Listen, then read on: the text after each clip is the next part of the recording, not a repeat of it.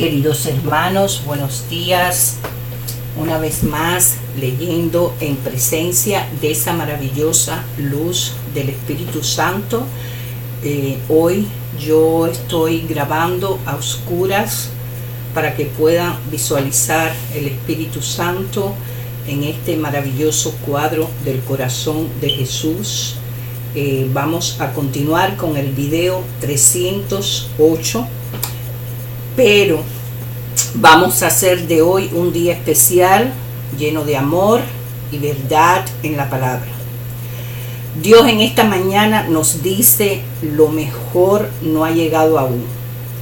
Al que venciere le daré una piedrecita blanca, y en la piedrecita escrito está un nombre nuevo. Apocalipsis 2:17. Escuchen bien, hermanos míos, lo que Dios nos dice esta mañana: al que venciere le daré una piedrecita blanca, y en la piedrecita escrito está un nombre nuevo. Y esta palabra hoy Dios quiere entregártela a ti. Arrepiéntete y busca el camino de la salvación y la de tus hijos y tu trascendencia.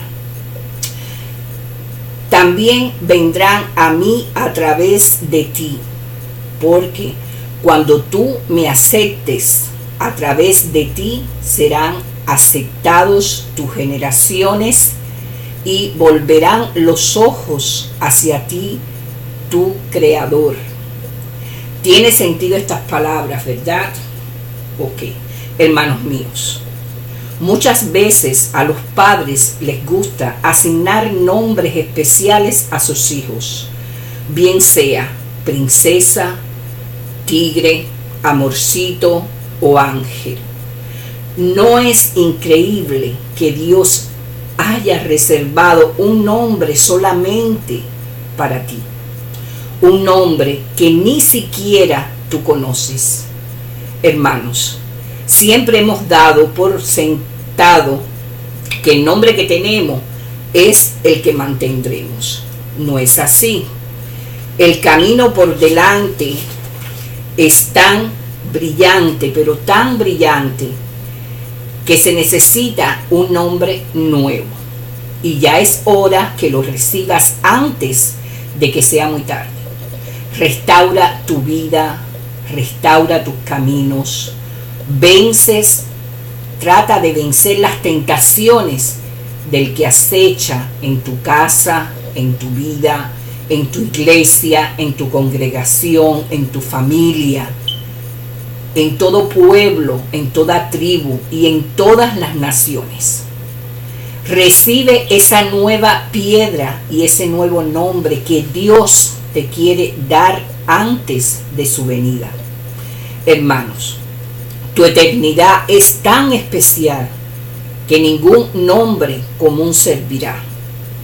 Así pues, hermanos y hermanas, Dios tiene uno reservado exclusivamente para ti. A tu vida le guarda más de lo que jamás imaginaste.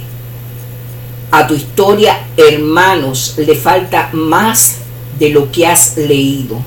Le falta conocimiento de la palabra de Dios. Le falta recibir la intersección del Espíritu Santo. Le falta el amor de Dios depositado en tu corazón. Le falta ese nuevo nombre que Él tiene reservado para ti. Si con fe divina escuchas y eres obediente a sus mandamientos. Hermanos, a Dios no le interesa cuál grandes sean tus pecados. Recíbelo, aclama ese nombre, lucha por ese nombre, batalla con toda tu fuerza por ese nombre. Llénate de su espíritu, llénate de su palabra.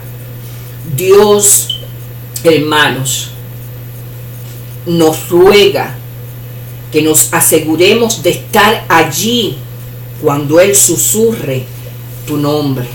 Hermanos, asegúrate de una reconstrucción radical. Gózate y alégrate, porque vuestro galardón es grande en los cielos cuando recibas ese nuevo nombre. Mateos 5:12. Hermanos, en el Sermón del Monte Jesús no promete un artilugio para que tú pongas los pelos de punta, ni una actitud mental que tenga que ser estimulada en reuniones de apoyo. No, hermanos, en Mateo 5 describe la reconstrucción radical divina del corazón. Es ahí donde tú puedes recibir ese nuevo nombre. Miren, hermanos, la secuencia. Primero, reconocemos nuestra necesidad, sea porque pasamos hambre, sea porque sufrimos, sea porque estamos por un mal camino, sea porque no nos quieren, sea porque somos marginados, sea porque tus padres te botaron, sea porque estás en una cárcel, sea porque estás en droga, en pornografía, prostitución, sea porque no eres capaz de amar a tu prójimo o estás en vicio, sea porque eres rico. Consecuencias: somos pobres en espíritu, no buscamos de Dios. Hermano, es necesario que te arrepientas de nuestra autosuficiencia, porque esta autosuficiencia nos conlleva al llanto. Muchas veces dejamos de tomar decisiones y no rompemos las ataduras y cadenas que nos conllevan a todas estas angustias. Si nosotros dejáramos de tomar las decisiones y si nosotros cediéramos a los mandamientos de Dios, seríamos mansos, seríamos agradecidos a su presencia, que es lo que más va a anhelar nuestro corazón una vez que lo recibamos. De esta forma no tendríamos hambre, no tendríamos necesidad, no tendríamos sed, ni estaríamos sucumbidos en malos caminos que no nos llevan a la salvación. Hermanos, busquen del Padre Celestial, acérquense a Él. Nos pareceremos más a Él si perdonamos a nuestros enemigos y seríamos misericordiosos como Él lo es con nosotros. Hermanos, cambiemos de perspectiva. Recibamos este nuevo nombre que el Espíritu Santo te quiere dar. Debemos limpiar nuestro corazón, amarnos. Debemos amar, debemos ser pacificadores. Muchas veces sufrimos injusticia, somos perseguidos, pero si tú recibes al Padre, Él te dará un nuevo nombre que está reservado para ti. Cuando recibamos al Padre Celestial, no va a ser un cambio de actitud incidental. Todo lo contrario, va a ser la demolición de la vieja estructura y la creación de una nueva. Hermanos, mientras más radical el cambio, mayor el gozo. Y te aseguro que vale la pena, porque el gozo y el nuevo nombre te lo va a dar nuestro Salvador. Trabajemos todos unidos en el amor, en la palabra dada por nuestro Padre Celestial. Tenemos que unir fuerzas. Reciban su sagrada luz de su Espíritu Santo con humildad. Los pueblos, las tribus, las naciones, dejen que radie el amor de Dios en sus corazones. No más guerra. Arrepiéntanse de sus pecados. Nuestro Padre sufre, llora.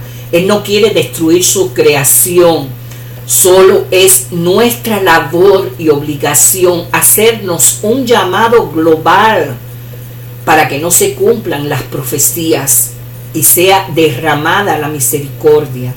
Pueblo, toma conciencia, naciones, tomen conciencia, alaben la tierra de Israel, bendigan su simiente, ayuden en predicar las enseñanzas, no más críticas.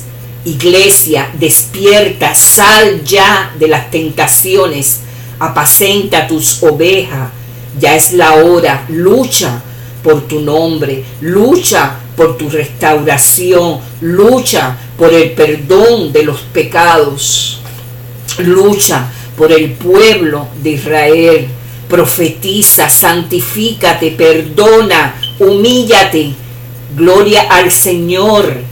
Es hora de reparar y santificar a Dios, es hora de reconocer sus obras, es hora de ver su sacrificio, es hora de doblar toda rodilla, es hora de salvación, es hora de oración. Padre, sea la gloria para ti, Rey y soberano, sobre todo lo creado, Padre Santo. Amén. Bendito tú eres, Padre Santo.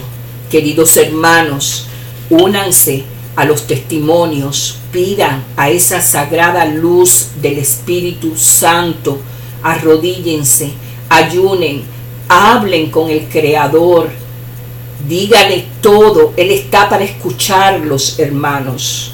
Vamos a continuar a oscura, voy a leer La vida con Dios, que es una gran palabra de esta hermosa Biblia, renovaré de nuestra era, La vida con Dios.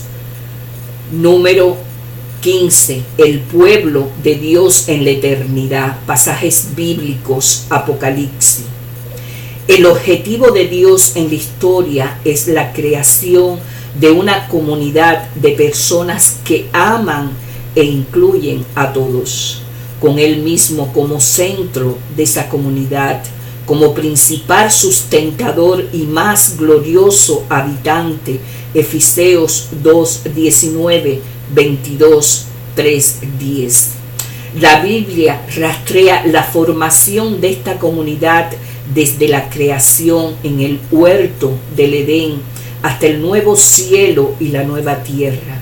Lo invitamos a unirse a nosotros en exploración de las muchas dimensiones de esta historia con Dios, de individuo a familia, a tribu, a pueblo, a nación, a toda la humanidad.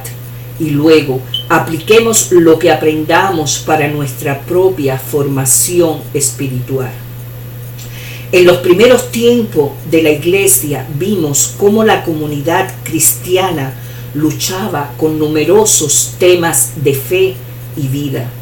En el libro de Apocalipsis veremos las maneras en que Dios completa el proceso de formación de una comunidad que incluye a todos, mientras la iglesia permanece fiel en la tribulación y las transiciones hacia la eternidad. La acción de Dios. En este libro vemos completado el plan de Dios para la humanidad y la prolongación de la existencia humana en la eternidad. Apocalipsis corre el velo que cubre a los ojos humanos del mundo mucho más amplio de Dios, un velo que cayó durante el periodo registrado en Génesis 1:11. Aquí observamos una visión del futuro desde la perspectiva de la primera generación de discípulos que experimentó la revolución del mundo encendida por Jesús. Nos muestra el carácter cósmico de Cristo, que promete estar con nosotros todos los días hasta el fin del mundo. Mateos 28:20. Y del Señor Dios Todopoderoso, que siempre ha hecho de la historia humana su proyecto. Este libro lleva la realidad de Dios con nosotros a la plenitud que el Señor siempre tuvo como intención. Apocalipsis es la contrapartida de Génesis. ya que ambos libros ubican a la humanidad en un medio ambiente muy distinto de la historia humana, tal como nosotros lo comprendemos normalmente. La ruptura de la Iglesia con el judaísmo, una religión confinada a un grupo étnico de personas en particular. Se describe en los evangelios, hechos y las cartas. La separación se completa para la época en la que comienza Apocalipsis. Por ello, una de las más repetidas referencias de este libro es a todos los pueblos, tribus, lenguas y naciones. Apocalipsis 11:9 y variaciones similares, por ejemplo 13:7. Esto origina esa comunidad de personas amorosas que incluyen a todos los que Dios ha tenido la intención de formar a través de toda la historia. En la apertura de Apocalipsis, Jesucristo se describe como el soberano de los reyes de la tierra y el principio y el fin de todo. 1:5. El futuro que Jesús presenta a través de Juan tiene 3 secciones claramente articuladas y 3 maneras distintas en las que Dios está con su pueblo. La primera sección es una visión del futuro de Eclesia, la iglesia de Jesucristo, en la escena mundial. 1:9, 3:22. Es una relación de Cristo en la iglesia a lo ancho del mundo hasta el fin de los siglos. Mateos 28:20. Es presentada bajo la forma de cartas a las 7 iglesias que están en Asia. 1:4. Y tal vez se extiende mejor con una visión de las maneras típicas, tanto buenas como malas, en que el pueblo de Jesús se reúne para hacer la encarnación de Jesucristo sobre la tierra durante el periodo en que existen esas iglesias. Aunque idealmente la iglesia está libre de ataduras étnicas, legalismo peculiares y una santurronería cultural, el cuadro es de gran lucha, tentación y fallas, de sangre y muerte al mismo tiempo que de fidelidad al Señor y de vida triunfante. Muchas similitudes existen entre la temprana dispersión del pueblo judío hacia el exilio y la dispersión mundial de los seguidores de Cristo. Claramente, la era de la iglesia no es el fin último del plan de Dios. Sin embargo, es el último escalón de ese plan dentro de la historia humana común. El Señor no solamente está presente con su pueblo a través de su palabra y espíritu, sino también a través de los instrumentos que se acumulan, las tradiciones e instituciones de la iglesia. En la segunda sección, un tiempo de tremenda tribulación y calamidad se pronuncia sobre la tierra, cuando la maldad humana, en conjunción tanto de los buenos como de los malos agentes sobrehumanos, da grandes pasos a través de todo el escenario mundial. 4:1-20-15. Masivas batallas entre el bien y el mal ocurren, así como también inmensos juicios de Dios sobre la humanidad. El pueblo de Dios que pertenece sobre la tierra sufre grandemente por la persecución y los martirios generalizados, pero soporta triunfante con la completa seguridad de que su fidelidad a Jesús será reivindicada. La tierra misma sufre tal devastación geológica, biológica y humana en este periodo de transición que casi resulta imposible habitarla hacia el final del mismo. El sistema humano de vida Babilonia ya no será funcional. 18:1, 19:3. Dios está en juicio con la humanidad y con su pueblo para sostenerlo y liberarlo. Cristo mismo finalmente entra en escena como un gobernador cósmico para terminar con la batalla histórica entre el bien y el mal a través de su incuestionable victoria y su sobrecogedora presencia. La última escena de este periodo de transición es el juicio, primeramente de Satanás y sus colaboradores, y luego la de los seres humanos grandes y pequeños. 21:12. Se arreglan las cuentas, se hace justicia, el mal es puesto en su lugar para siempre y perderá su poder por la eternidad. Finalmente, en la tercera sección, el pueblo de Dios entra en la plenitud del cosmos de Dios y de su presencia. 21:1, 22, 21. Jeremías, el profeta del exilio, había previsto un tiempo cuando no enseñará más ninguno a su prójimo, ni ninguno a su hermano, diciendo: conoce a Jehová, porque todos me conocerán. Desde el más pequeño de ellos hasta el más grande será un tiempo cuando finalmente daré mi ley en su mente y la escribiré en su corazón.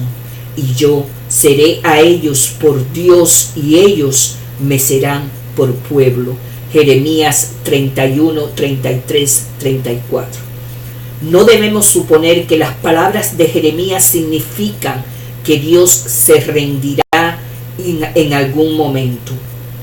Abandonará los esfuerzos para traer a la humanidad hacia Él y simplemente les cambiará los cables, como uno podría hacer con un robot.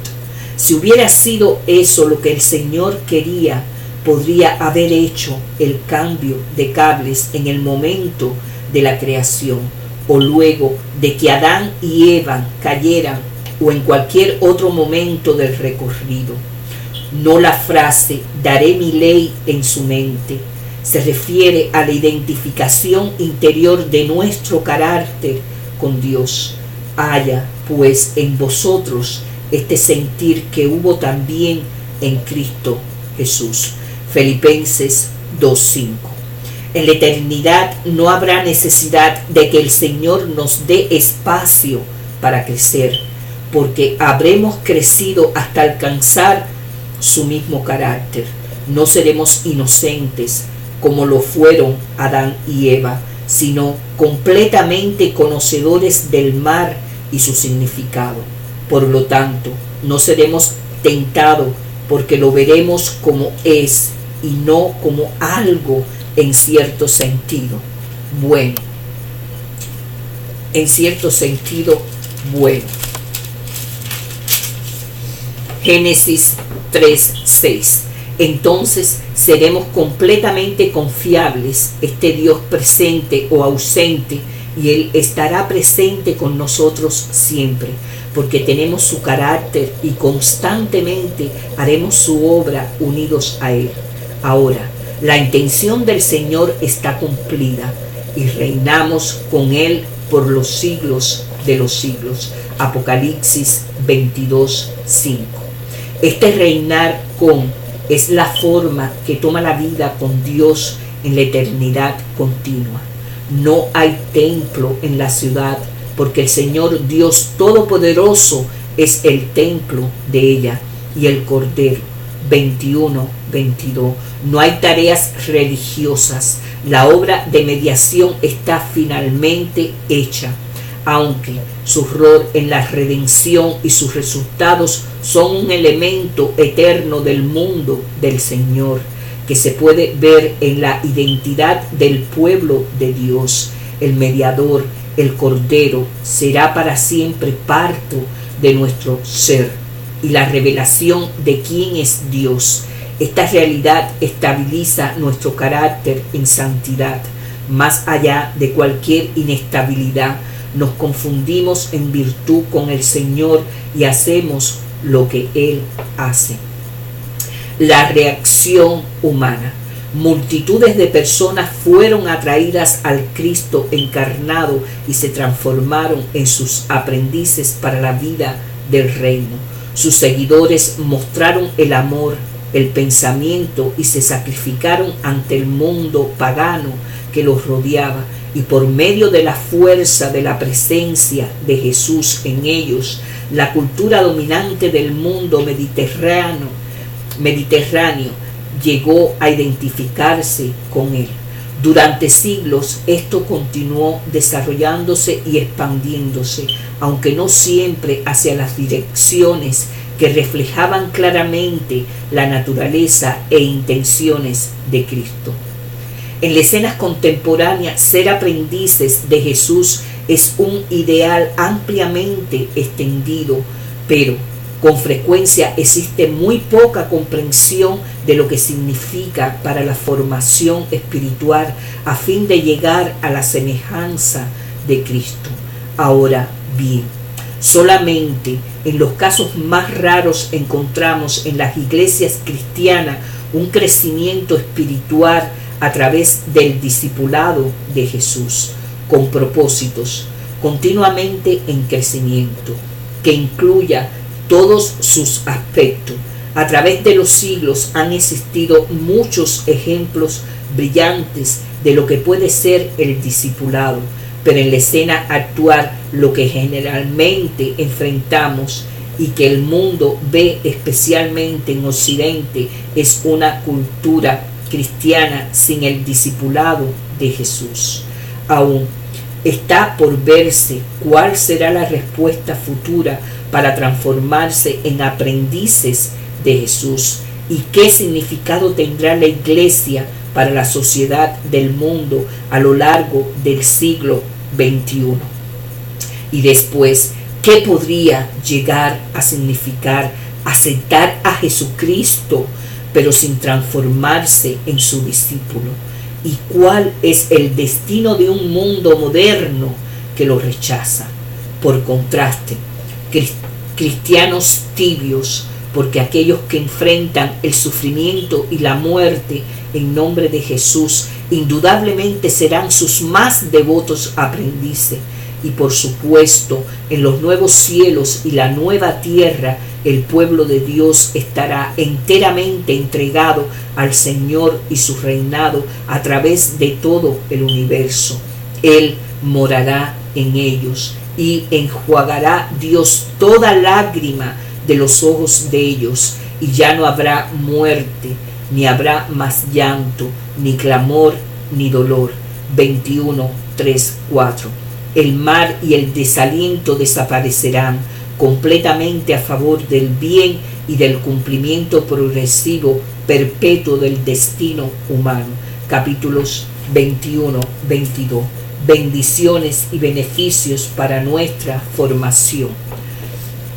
Ser aprendices de Jesucristo bajo la dirección de la palabra de Dios revelada y la administración del Espíritu Santo es el proceso único de transformación más poderoso y beneficioso que ha conocido la humanidad.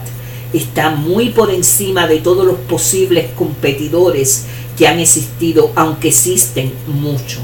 Esto es porque a través de Cristo la plenitud de Dios, que es amor poderoso e inteligente, se filtra al interior de los seres humanos como en ningún otro lugar.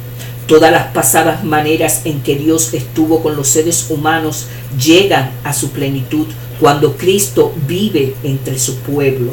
La gracia y la justicia se combinan en forma dinámica en nuestra fe en Cristo y en nuestro caminar con Él. La misericordia y la verdad se encontraron, la justicia y la paz se besaron. Salmos 85, 10. El poder de la palabra y el Espíritu en el pueblo de Cristo, pasado y presente, transforma cada dimensión esencial del ser humano y nos liberan de la rebelión y la alineación hasta tal grado que reinarán en vida por uno solo, Jesucristo. Romanos 5, 17. Si miramos más allá del tiempo en que la iglesia existirá sobre la tierra, vemos que viviremos por la eternidad con el trino Dios en una siempre creciente suficiencia, creatividad y responsabilidad bajo su autoridad. Esta es verdaderamente la vida bendecida que poetas, artistas y profetas solo sueñan vagamente, límites y obligaciones de nuestra formación. En el nivel final, revelado en el libro de Apocalipsis, no existen limitaciones de ningún tipo a esta forma de Dios con nosotros. No habrá allí más noche, porque Dios, el Señor, los iluminará y reinará por los siglos de los siglos. Apocalipsis 22:5. En el nivel de transición, los límites que existen son las debilidades humanas y la tremenda maldad externa. Durante la era de la iglesia en la cual vivimos ahora, las limitaciones a la formación espiritual están en el poder que el mal, el mundo, la carne y el diablo tienen para desviar e impedir un intenso aprendizaje con Cristo, aún entre aquellos que lo conocen y confiesan su fe en Él. Aunque claramente podemos haber nacido en el reino de Dios, todavía tenemos que tratar con los otros reinos que temporalmente permanecen presentes sobre la tierra: gobierno, finanzas, educación, arte y cultura, así como también con los muchos individuos con quienes compartimos la tierra. Las ideas y sistemas están entre los enemigos más perniciosos del aprendizaje con Jesús, y estos con frecuencia están dentro de la misma iglesia. Esto se puede ver en la actualidad, por ejemplo, en la santurronería del denominacionalismo y del sectarismo. También es posible verlo en la enseñanza cristiana de autoridad que se somete a los ídolos intelectuales y sociales del siglo y se muestra a sí misma a la predicación de un evangelio que no tiene ninguna conexión esencial con un aprendizaje honesto, práctico, que incluya todo de Jesús para la vida del reino en la actualidad. También la forma encarnada y por lo tanto infinita de la existencia humana continúa. Esto significa que avanzar hacia una semejanza con Cristo para el individuo o para la sociedad es altamente intenso en lo referido al tiempo. Esta, por supuesto, es la razón de que Dios obre a través de la historia en lugar de simplemente mover una varita mágica y transformar todo de una vez. Lograr tener un carácter es costoso y únicamente las elecciones y la experiencia a través del tiempo lo pueden producir. Información e instrucciones para nuestra formación. Ser aprendices de Jesús es la congregación de su pueblo, es la única senda para vivir bajo la autoridad de Dios. En esa senda vamos de fe a más fe, de gracia a más gracia, y podemos caminar progresivamente en santidad y poder. Jamás podremos escapar a nuestra finitud en esta vida o encontrar completa libertad de la presencia del mar a nuestro alrededor. Por lo tanto, no debemos esperar escapar en alguna medida al sufrimiento y el fracaso, pero Dios siempre está con nosotros en Cristo y podemos triunfar sobre todas las pruebas, momento a momento y día a día. Nosotros, por medio de apropiadas disciplinas espirituales, nos mantenemos constantemente bajo la dirección de Jesús a través de su palabra y su espíritu. Sin importar cuán lejos lleguemos mientras estamos en esta vida sobre la tierra, sabemos únicamente en parte, profetizamos solamente en parte.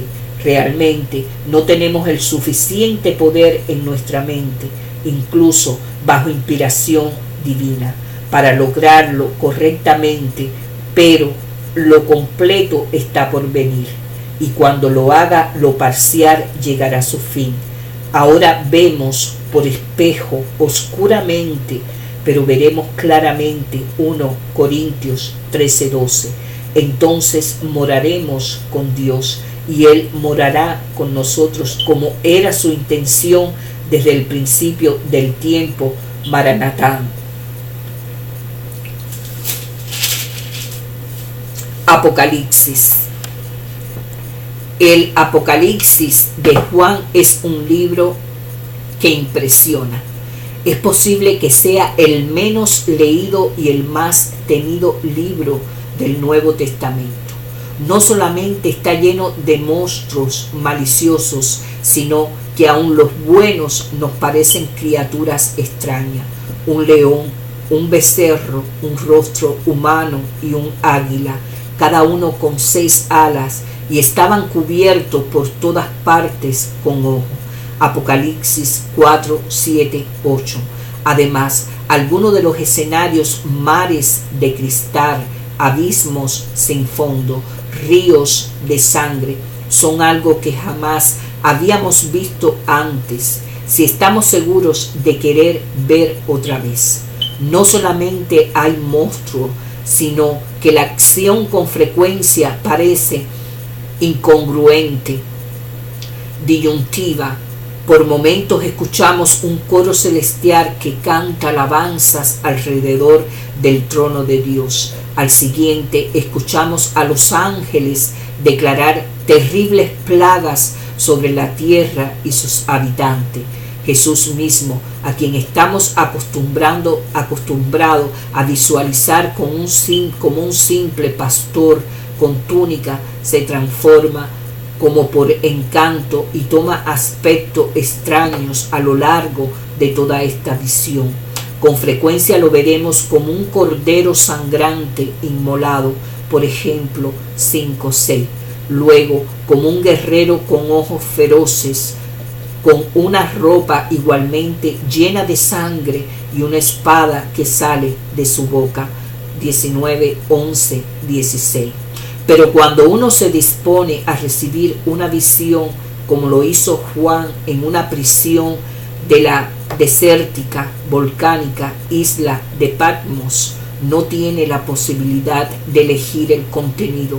No es como ir al videoclub para elegir una película adecuada a sus gustos y estado de ánimo.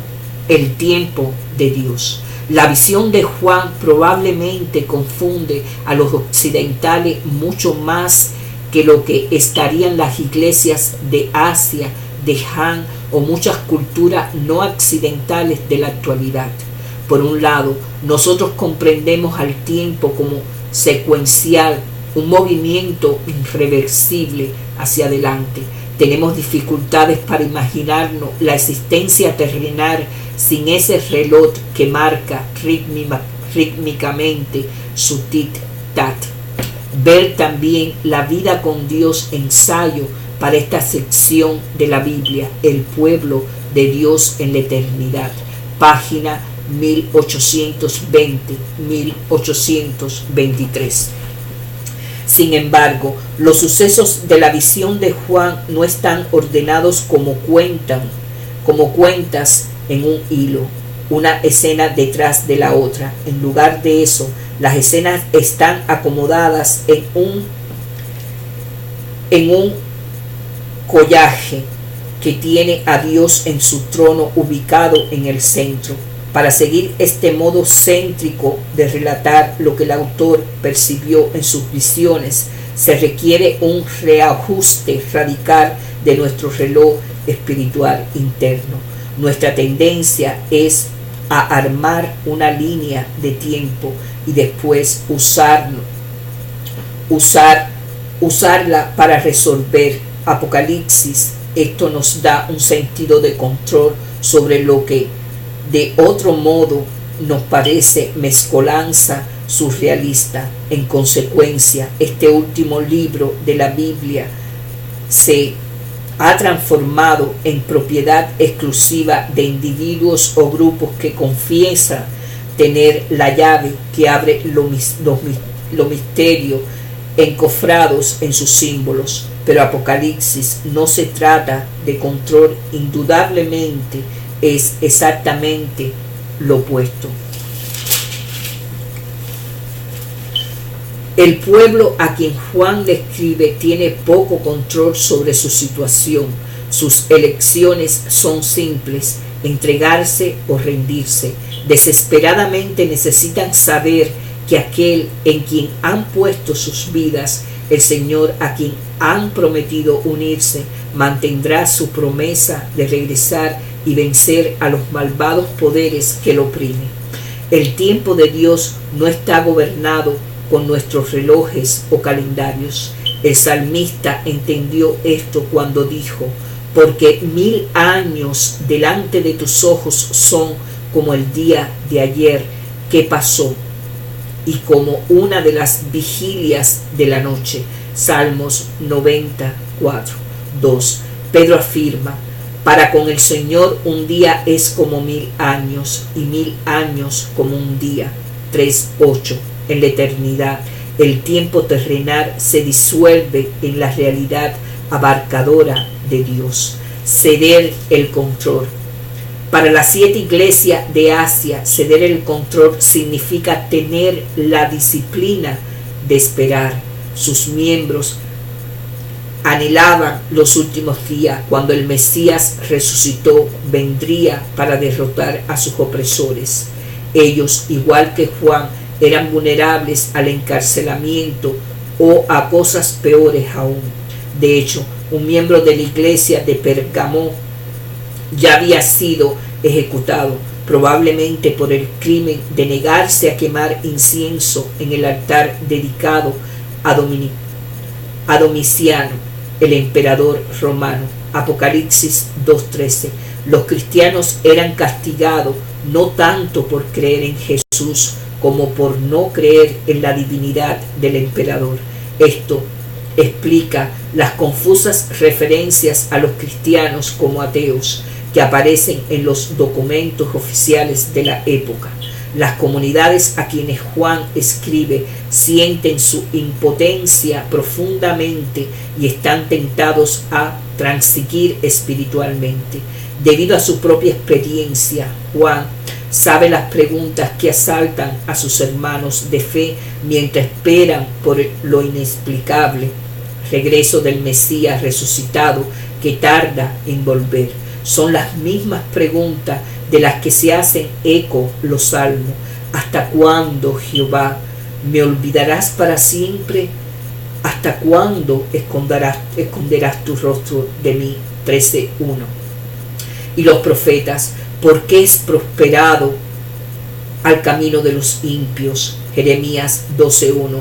Y aún Jesús: Dios mío, ¿por qué me has desamparado? Marcos 15:34. Las personas que escuchaban mientras uno de los líderes de la iglesia lee la carta de Juan están exhaustas y descorazonadas. Puede de un hilo. Muchos se preguntan si no habrán hecho una mala elección al entregar toda su suerte a Jesús, a quien jamás han visto y que no parece hacer demasiado a su favor. La visión de Juan de toda la creación que adora en la corte celestial les vuelve a asegurar que, a pesar de las apariencias externas, Dios conoce sus sufrimientos y guarda sus clamores por justicia en copas de oro. Apocalipsis 5:8. Sin duda, mientras adoran en la tierra, ya son parte de ese coro cósmico. Muchas veces, a través de los siglos, la carta de Juan a las iglesias de Asia ha sido utilizada como una bola de cristal para predecir el fin de los tiempos.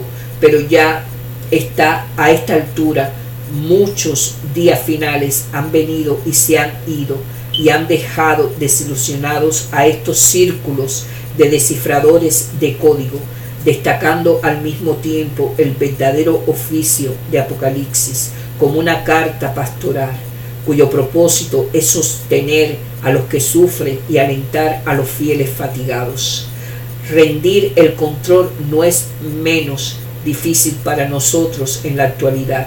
Indudablemente nuestra cultura defiende aquello de tener el control de la propia vida para nosotros, disolver nuestro tiempo en la eternidad de Dios. Demanda otro tipo de disciplina. Pascal consideraba nuestra incapacidad de sentarnos y quedarnos quietos en un cuarto como la raíz de todo mal humano. Esto podría ser una exageración, pero es verdaderamente cierto que debemos entregar a nuestra atención absorta y concentrada al Señor antes que podamos atrapar una vislumbre de su reino a través del velo que constituye el tiempo terrenal. Pero sí podemos aprender a sentarnos y quedarnos quietos, ya sea en un cuarto o en una plataforma, y arrebatar nuestra atención de entre las miles de voces que hablan desde fuera y dentro. Viviremos cada vez más nuestra vida en ese reino.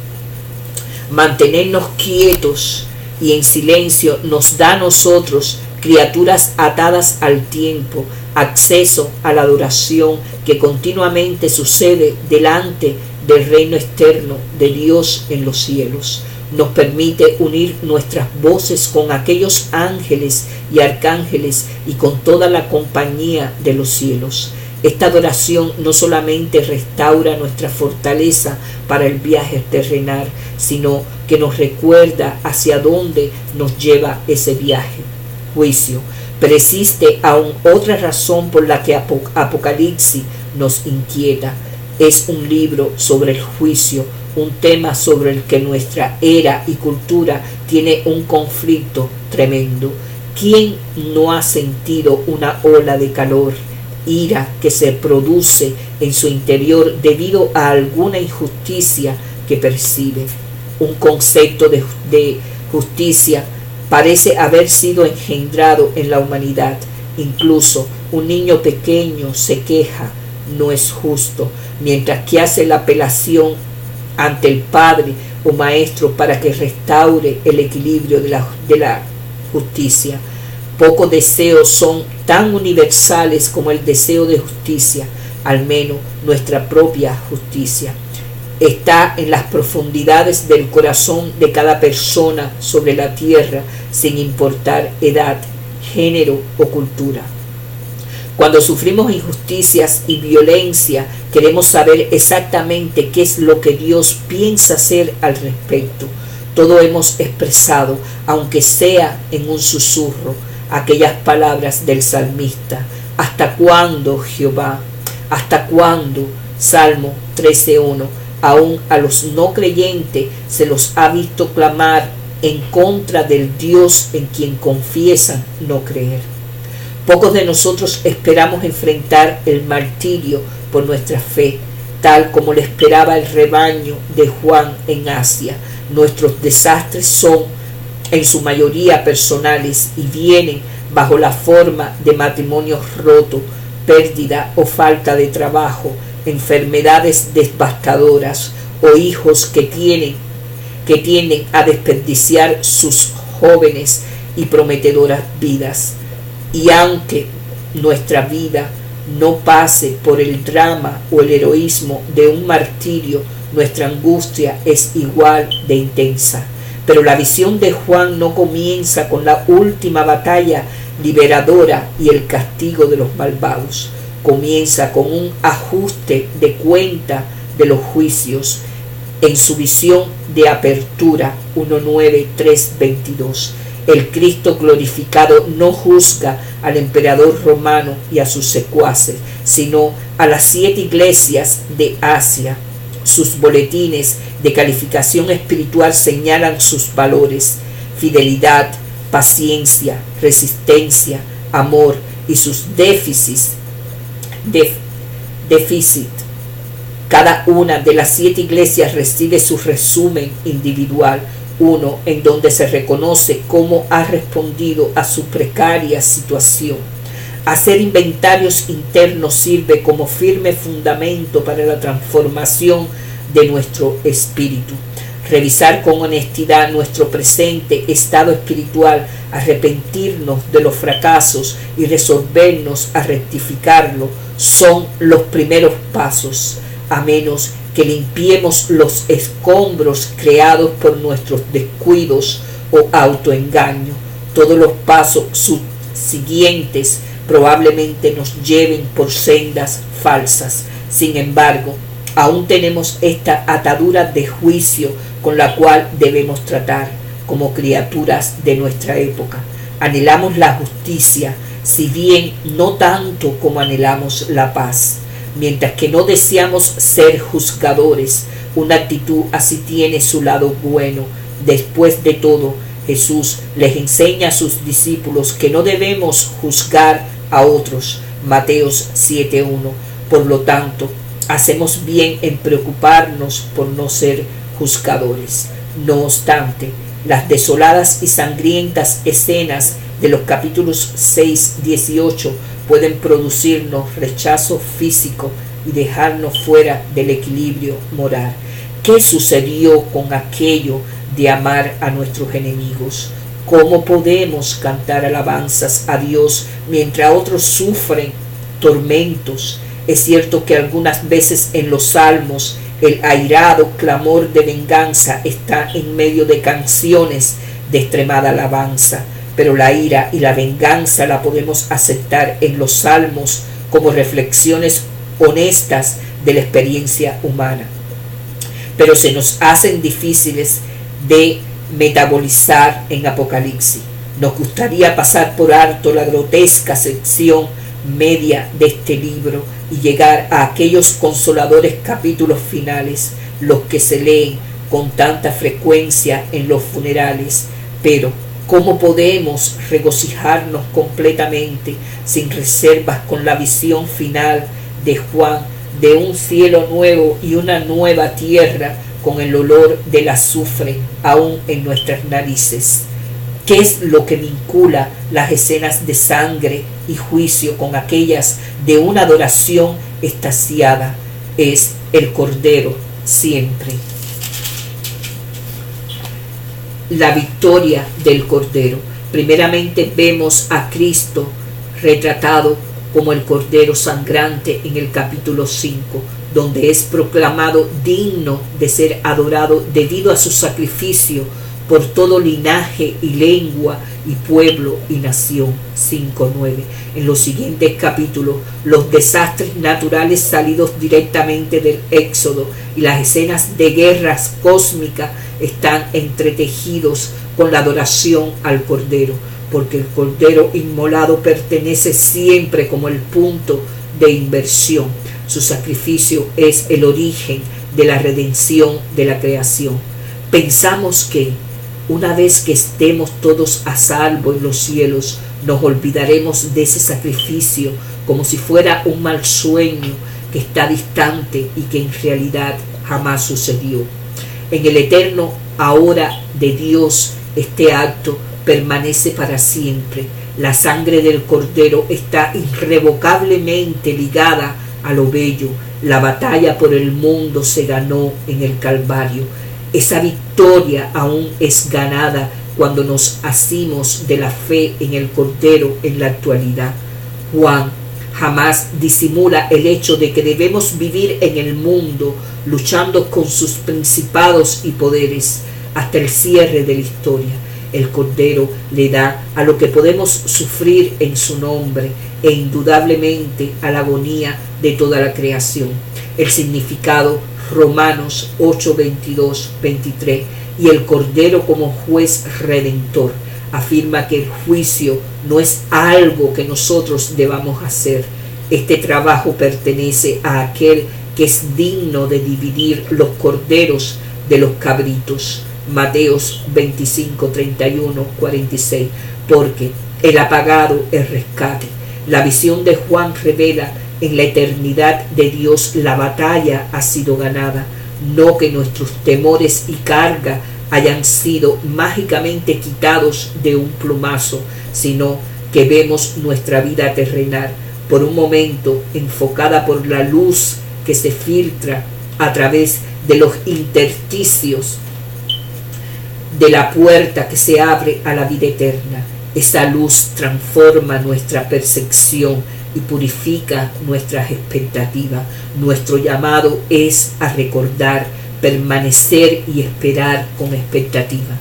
Cualquier otra obsesión que anteriormente gobernaba nuestra vida se ve como una desgastada imitación cuando la luz eterna cae sobre ella.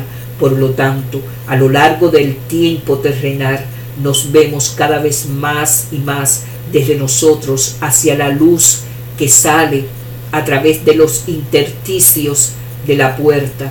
Arrancamos de raíz las falsas esperanzas por las que vivimos vidas tan desesperadas y nos sumergimos en aquella luz verdadera que alumbra a todo hombre. Juan 1:9. Virginia Steinhauer. Queridos hermanos, que la paz de Dios esté con ustedes y su espíritu. Que Dios los bendiga. Oigan las palabras, por favor. Necesitamos tener unificación, amar al prójimo, no criticar, ayudarnos, tratar de salvar el mayor número de almas para nuestro Señor. Que la paz de Dios esté con ustedes y su espíritu. Amén.